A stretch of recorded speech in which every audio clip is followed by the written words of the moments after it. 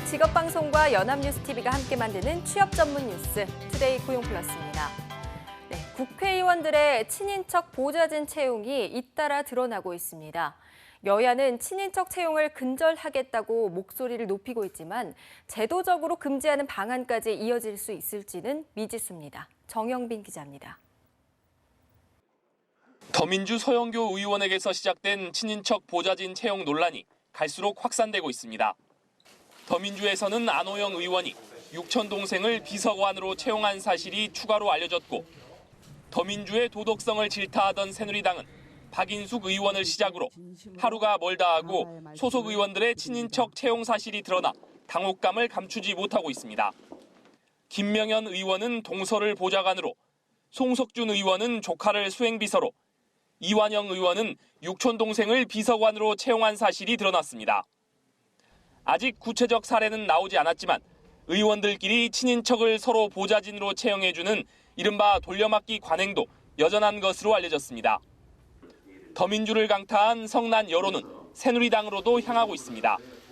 실태조사라든지 허용의 범위라든지 조치 수위라든지 법적, 제도적 장치만을 위한 국회 전체 차원의 이와 같은 조치가 따라야 될 것이라고 제안합니다.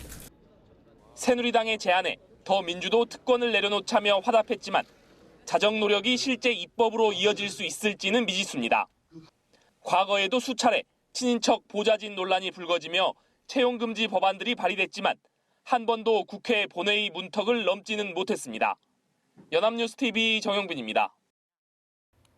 여야 3당이 불체포 특권 포기 등 국회의원의 특권 내려놓기 혁신안에 뜻을 같이하며 국회 개혁에 시동을 걸었습니다.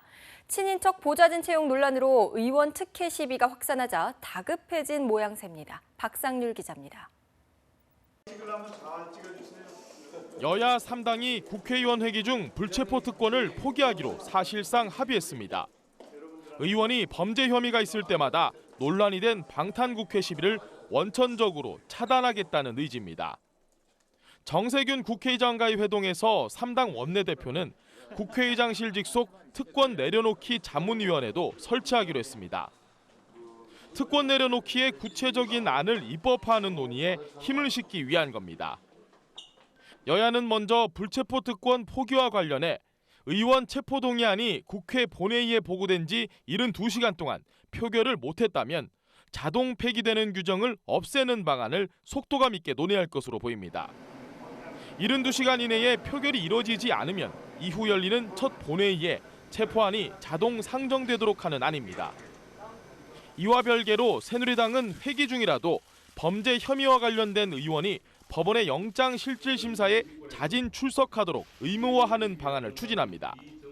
국민의 신뢰를 회복하기 위해서는 뼈를 깎는 자세로 솔선수범해야 합니다. 의원이 8촌 이내의 친인척을 보좌진으로 채용하지 못하도록 법안을 만들고 보좌진들이 자신이 보좌하는 의원에게 후원금을 낼 수 없도록 정치자금법도 개정하기로 했습니다. 국회의원 특권 논란으로 비판 여론이 거세진 가운데 20대 국회 주요 화두인 정치개혁에 대한 국민 기대를 정치권이 더 이상 외면하지 못하는 분위기입니다. 연합뉴스TV 박상률입니다. 조선업종 체감 경기가 역대 최저 수준을 기록할 만큼 암울합니다. 정부가 조선업을 특별고용지원업종으로 지정하는 등 지원 대책을 내놨는데요. 과연 어느 정도 효과를 기대할 수 있을지 이승국 기자가 짚어봤습니다. 구조조정이 진행됨에 따라 현재 조선업종이 느끼는 경기는 말 그대로 바닥. 기준치 100인 기업경기 실사지수가 역대 최저인 29를 기록했고 다음 달 전망지수는 26까지 떨어졌습니다. 정부도 조선업 특별지원 방안을 발표하며 최악의 상황을 피하기 위해 안간힘을 쓰고 있습니다. 구조조정이 진행되면서 발생할 대량 실업을 최소화하고 대체 일감을 만든다는 게 주된 내용입니다. 하지만 전문가들은 그 효과가 제한적일 것이라는 비관적인 전망을 내놨습니다. 고용지원책에 대해서는 일시적인 효과는 낼 수 있을지는 모르겠으나 일반적으로 경기 회복이 받쳐주지 않는 한은 수주가 당연히 줄어들 것이고요. 그렇다면 일감이 줄어들기 때문에 향후에 고용은 줄일 수밖에 없는 상황이. 조선업에 10여 년 이상 종사하던 사람이 다른 직업으로 바꾼다는 것도 실효성이 떨어진다는 지적. 결국 세계 경기가 좋아져 발주가 늘어날 때까지 조선업이 버틸 수 있도록 모든 방법을 동원하는 것이 현 상황의 최선책이란 주장이 나옵니다. 먼저 국방 예산을 통해 군함을 발주하는 등 정부가 선박 발주에 앞장서고, 민간 차원에서는 선박 펀드를 통해 소량이나마 발주 물량을 계속 만들어내야 한다고 전문가들은 조언합니다.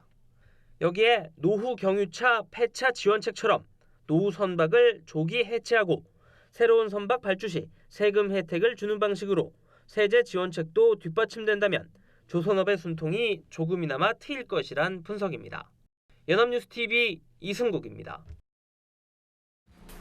고용노동부는 지난 30일 서울 고용센터에서 관계부처와 경제 5단체, 전문가 등이 참석한 제2차 1가정 양립 민관협의회를 개최했습니다. 이번 협의회에서는 일과 가정의 양립 문화를 확산하기 위한 4대 캠페인으로 휴가 사유 없애기, 근무 시간 외 전화, 문자, 카톡 사용 자제, 일과 가정 양립 저해어와 권장어 선정, 최고 경영자 직접 참여, 기업 문화 개선 등을 추진하기로 했습니다. 또 남성의 육아, 가사 참여의 획기적 인식 개선을 위해 1에서 3개월의 단기 남성 육아휴직의 필요성을 홍보해 동참을 유도하기로 했습니다. 도시를 떠나 농어촌에 정착하는 사람들이 늘고 있습니다. 통계청과 농림축산식품부, 해양수산부가 공동 조사한 귀농, 귀어, 귀촌 통계에 따르면 지난해 농사를 짓기 위해 농촌에 정착한 귀농 가구는 모두 11,959가구로 1년 전에 비해 11.2% 늘었습니다. 어로 활동을 하려 어촌에 정착한 귀어 가구는 991가구를 기록해 2014년보다 8.1% 증가했고, 귀촌 가구도 31만 7,409가구로 1년 전에 비해 6% 증가했습니다.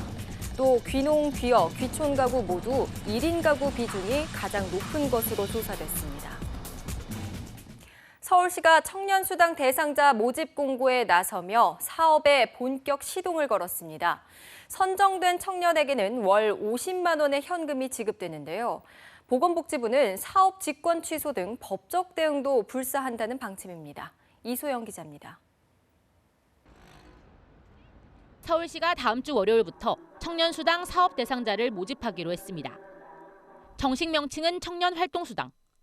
주민등록상 1년 이상 서울에 거주하고 있는 만 19살에서 29살 청년 중 주 근무 시간이 30시간 미만이면 대상자가 될 수 있습니다. 지원자 중 저소득층과 장기 미취업자를 우선으로 이달 안에 3,000명을 선발해 다음 달부터 최장 6개월 동안 월 50만 원의 현금을 지급할 계획. 수당은 스스로 작성한 활동 계획서를 바탕으로 스스로에게 필요한 능력이나 경험을 향상시키는 활동에 사용할 수 있습니다. 생활고에 시달리느라 자신의 꿈을 위해 투자할 시간조차 보장받지 못하는 청년들의 부담을 덜어주겠다는 의도인데, 이를 두고 갈등을 빚어온 보건복지부는 법적 대응까지 예고하고 나서 다소 험난한 길이 예상됩니다. 복지부는 대상자 선정과 평가 기준이 명확하지 않다며 부동의 결정을 내린 상황. 강행시 직권 취소와 지방교부세 삭감까지 검토한다고 통보한 상황입니다. 서울시는 지원 부문을 한정하고 주요 지출 내역을 첨부하게 했을 뿐 아니라 평가 기준을 마련하는 등 복지부의 기준을 충족시켰다는 입장. 이미 90억 원의 예산을 확보했으며 청년들의 문의가 쏟아지고 있다며 차질 없이 사업을 진행할 수 있게 중앙정부에 협조를 요청할 계획입니다. 연합뉴스TV 이소영입니다. 질병에 걸리게 되는 건 식습관 등 후천적 영향도 있지만 개인이 가진 유전자도 영향을 미칩니다.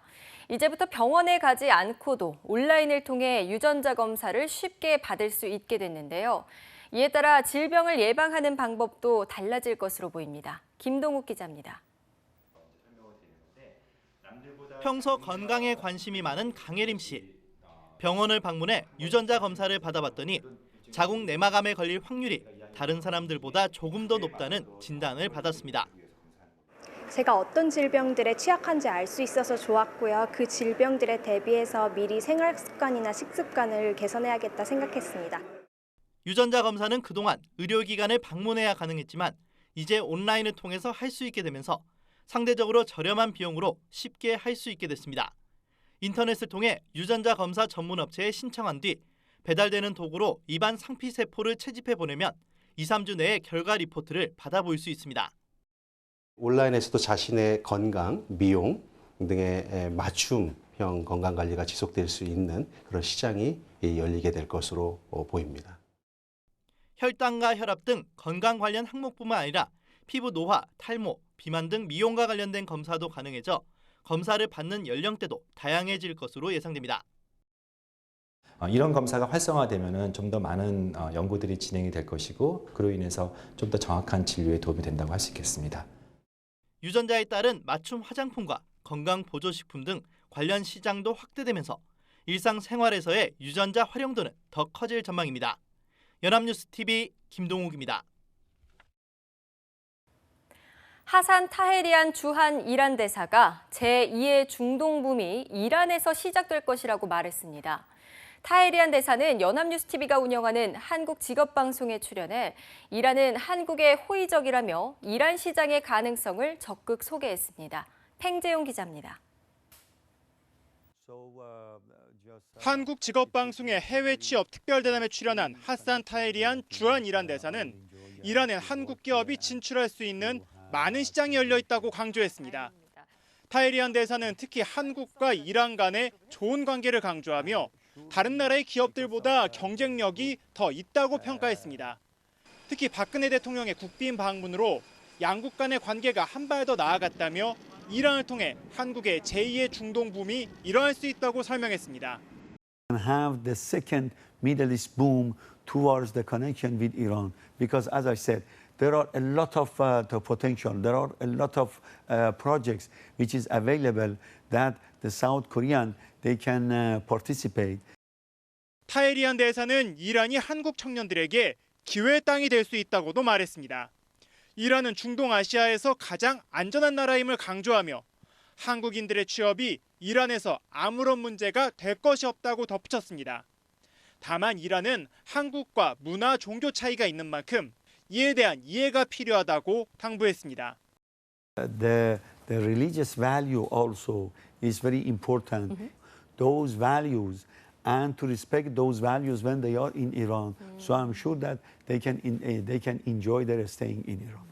타헤리안 대사는 이란에 많은 한국인이 방문하길 기대한다며 이란 정부가 서울 테헤란 직항 항공 노선을 계획하고 있다고 밝혔습니다.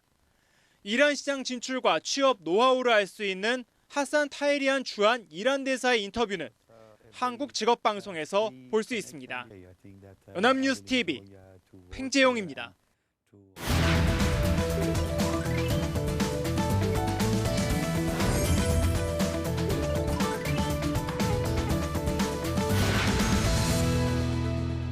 대한민국 직업수 11,655개, 이 중 몇 개나 알고 계시나요? 구직자분들을 위해 알짜 직업들만 골라서 소개해드립니다. 오늘도 강설이 아나운서와 함께합니다. 안녕하세요. 네, 안녕하세요. 강설입니다. 지난 주말에 있었던 서울시 공무원 필기시험에 9만여 명이 응시했다고 하죠. 시험난 속에서 이 공무원의 인기는 갈수록 높아지고 있습니다. 공시족들의 피할 수 없는 고민, 바로 영어입니다. 높은 경쟁률의 고득점자가 속출하다 보니까 합격선의 영어 점수는 90점을 훌쩍 뛰어넘는다고 하는데요. 공무원 너무 하고 싶은데 혹시 영어가 발목을 붙잡는다면 오늘 소개해드릴 직업에 주목해 주시길 바랍니다. 영어 시험 없이 단 3과목만으로 9급 공무원이 될 수 있는 절호의 기회. 오늘은 우체국 계리직에 대해서 살펴보겠습니다.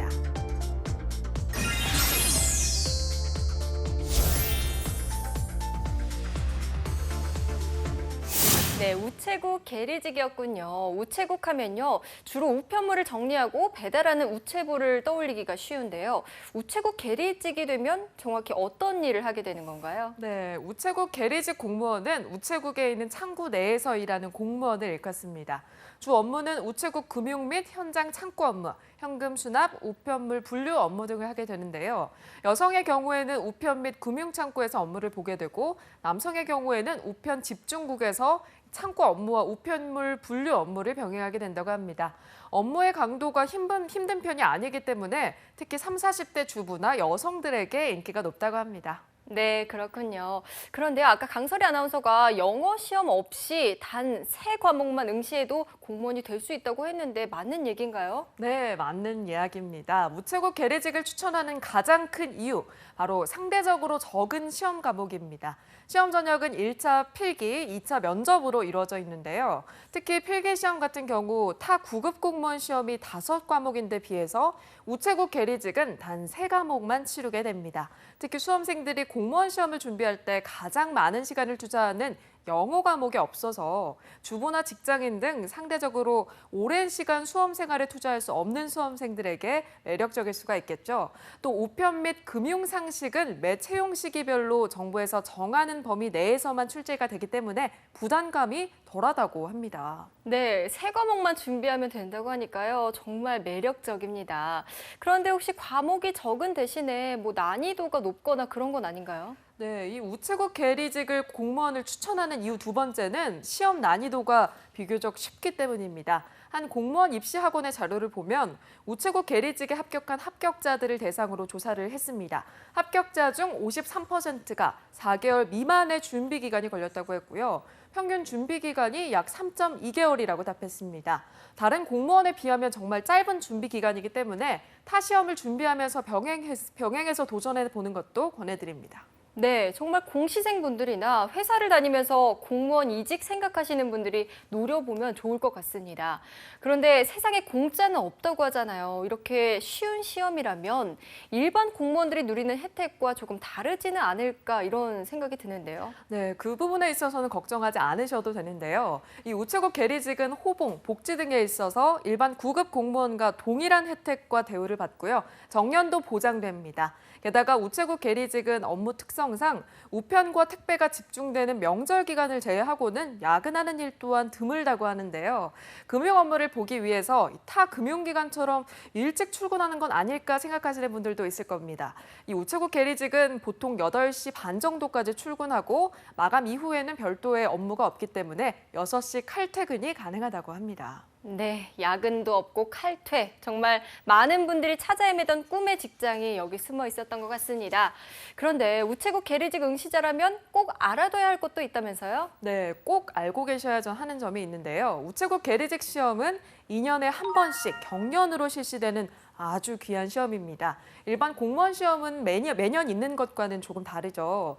2016년 올해가 바로 시험을 보는 해인데요. 오는 7월 23일에 필기 시험을 보고 10월 8일에 면접을 치르게 됩니다. 네, 2년에 한 번 있는 시험이라면 정말 아무래도 인원이 몰리니까 경쟁률이 치열할 것 같아요. 네, 그렇습니다. 아무래도 2년에 한 번 있는 시험이다 보니까 경쟁률이 높은데요.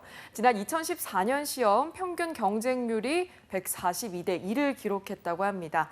그렇지만 너무 높은 경쟁률로 미리 겁먹으실 필요는 없습니다. 그 이유는 처음에 말씀드린 대로 시험 과목이 적다 보니까 너도 나도 일단 응시하고 보자 이렇게 말하는 허수 응시자들이 많기 때문이라고 합니다. 제대로 준비만 했다면 이 높은 경쟁률 걱정은 하지 않으셔도 될 것 같습니다. 네, 그렇군요. 그럼 어떻게 하면 이 우체국 계리직에 합격할 수 있는지 시험에 대해서 본격적으로 알아볼까요? 네, 일단 자격 조건은 18살 이상이라면 학력과 경력 제한 없이 누구나 응시가 가능하고요. 계리직 원서 접수를 하기 전에 꼭 알아봐야 할 것이 있습니다. 바로 거주지 제한인데요. 응시를 희망하는 관할 지역에 주민등록이 되어 있는 자에 한해서 원서 접수가 가능하기 때문입니다. 서울우정청과 경인우정청의 경우에는 서울시, 인천시, 경기도에 주민등록이 되어 있으면 어느 곳이나 지원이 가능합니다. 다시 말하면 인천에 거주하지만 경인이 아닌 서울 지역에도 응시가 가능하다는 말이죠. 네, 지원하실 분이라면 본인의 거주지가 어디로 등록되어 있는지 확인해 보셔야겠습니다. 자, 그럼 총 3과목만 준비하면 된다는 이 필기시험 어떻게 치르게 되는지 알려주세요. 네, 일단 시험 과목은 한국사, 우편 및 금융실무, 컴퓨터 일반 이렇게 총 3과목을 응시하게 됩니다. 과목당 20문제씩 4지 선택형으로 총 1시간 시험이 실시가 되는데요. 과락 없이 평균 점수를 내서 고득점자 수준으로 선발하게 됩니다. 지난 2014년 합격 점수 커트라인을 보면 서울시가 88.33점, 경인과 부산이 81.66점 등으로 대부분 80점대 전후반이라는 걸 볼 수가 있습니다. 네, 그렇군요. 자, 필기 합격을 위해서 수험생들이 꼭 알아둬야 할 꿀팁 있다면 어떤 게 있을까요? 네, 이 대다수의 수험생들이 우편 및 금융실무와 한국사는 노력에 따라서 충분히 고득점이 가능한데요. 문제는 바로 컴퓨터 일반 과목입니다. 결국 합격의 당락이 컴퓨터 일반 과목에서 갈리게 된다고 볼 수가 있습니다. 컴퓨터 일반 과목은 소프트웨어 공학, 전자계산기의 구조, C 언어 등의 내용이 포함되어 있기 때문에 정보처리 산업기사 자격이 있거나 응시하셨던 분들, 또 대학에서 전산계열 학과 등의 전공자에게 유리할 수 있고요. 반면에 인문계열 전공자나 컴퓨터 지식의 전무한 수험생은 특히나 이 과목에서 고전을 겪는다고 합니다. 때문에 컴퓨터 일반 과목 준비에 집중하는 게 아주 중요하다고 합니다. 네, 쉬운 줄 알았는데 어려운 과목이 숨어 있었네요. 자, 그럼 필기시험 합격자들은 2차 면접 시험을 보게 될 텐데 어떻게 준비하면 되나요? 네, 우선 올해 시험 일정을 살펴보면요. 7월 23일에 필기시험을 치르고 2달 반 정도 후인 10월 8일에 면접을 보게 됩니다. 면접 준비 기간을 무려 2개월 이상 갖게 되는 거죠. 그래서 필기시험 합격 후에 면접 준비를 하셔도 충분하다는 겁니다. 면접 당일에 사전조사서를 작성하고 이를 토대로 총 3명의 면접관이 질문을 하게 되는데요. 면접 시간은 15분에서 20분 정도 걸린다고 합니다. 네, 그런데 공시생들 사이에서 우체국 계리직은 1차 필기시험이 쉬운 대신 2차 면접이 어렵다는 소문이 있다고 하는데 정말 그런가요? 네, 공시생들의 기우가 아닌가 싶은데요. 실제로 재작년에 진행된 2차 면접 시험을 보면 여타의 면접 시험과 별 다를 바가 없었다고 합니다. 오히려 더 간단하다고 볼 수도 있는데요. 면접 전에 작성한 사전조사서를 바탕으로 자기소개에 관한 질문이 대다수였다고 합니다. 여기에다가 시사 상식이나 정책 등의 질문이 한두 가지 추가된 정도라고 하는데요. 단 어느 지역에서는 우체국 상품 등과 관련한 내용을 말해보라고 하는 곳도 있었다고 하니까 면접 준비 시에 이 우체국 상품에 관한 부분도 놓치지 마시길 바랍니다. 네, 자, 2016년 7월에 우체국 계리직 필기시험이 시행됩니다. 2014년에 이어서 2년 만에 시행되는 올 시험에는요, 총 205명을 선발할 예정이라고 합니다. 영어 시험을 준비하지 않아도 공무원이 될 수 있는 우체국 계리직. 아쉽게도 올해 시험 놓치신 분들이 있다면 잊지 마시고 다음 시험에 도전해보시는 건 어떨까요? 네, 오늘 핫키워드 우체국 계리직이었습니다. 강설희 아나운서 고맙습니다. 네, 고맙습니다. 네, 투데이 고용 플러스 오늘 준비한 소식은 여기까지입니다. 오늘도 함께해 주신 여러분 고맙습니다.